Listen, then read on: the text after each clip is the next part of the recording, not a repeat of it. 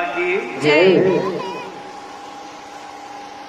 कोई गीत नहीं गाता है, कोई गीत नहीं गाता है, गीत अधर से क्या नाता है, उसका उतना दर्द अधिक है जो जितना मीठा गाता है।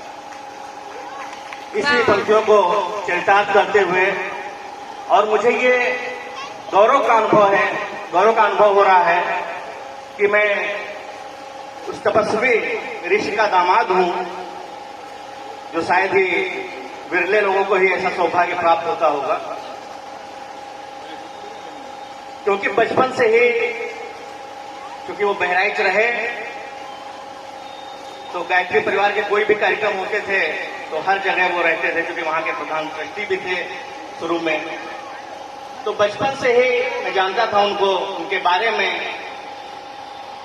बहुत लोग तो लंबी लंबी बातें तो करते हैं, लेकिन उनका जीवन ऐसा नहीं होता है।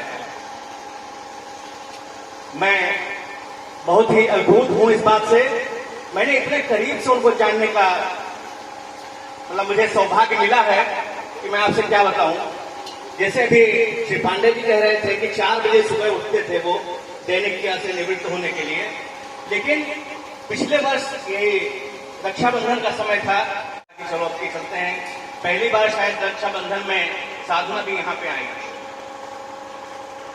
उनके बगल में ही मेरा भी जो है बिस्तर लगाया गया। 7 बजे ही वो कुछ फलाहार करके विश्राम करने चले जाते हैं। हम लोग थोड़ा देर में सोते हैं, 12 बजे तो सामान्य बात हम लोगों के लिए। 1 बजे ही वो उठ करके अपने सारी दैनिक क्रिया से निवृत्त होकर के, और जो तपस्या हमने देखी वास्तव में इस कलयुग में, इस कलिकाल में हमने किसी को नहीं देखा। 42 साल की उम्र है मेरी।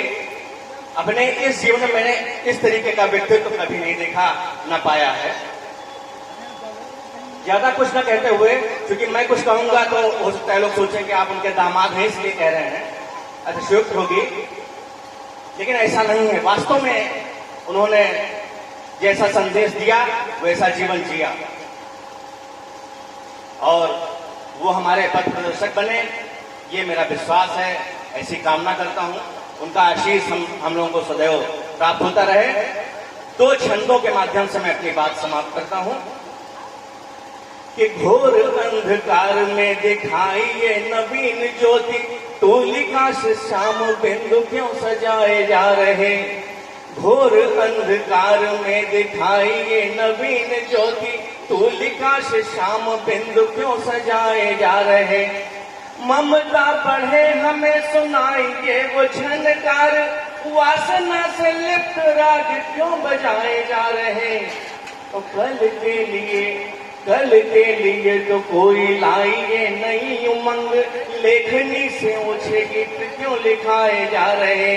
कल के लिए तो कोई लाइए नई उमंग, लेखनी से ऊंचे गीत क्यों लिखाए जा रहे।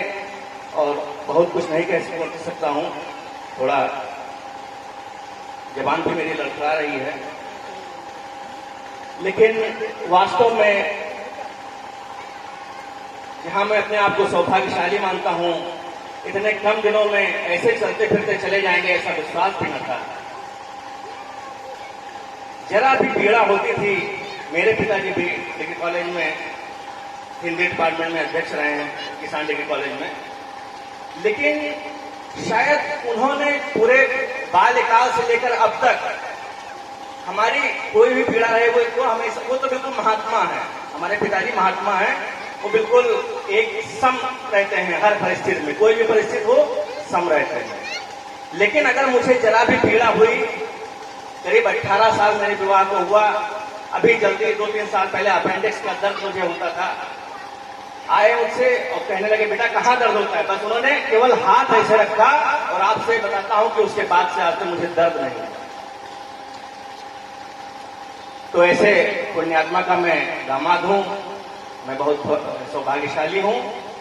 और इन्हीं शब्दों के साथ बोले गायत्री माता की जय।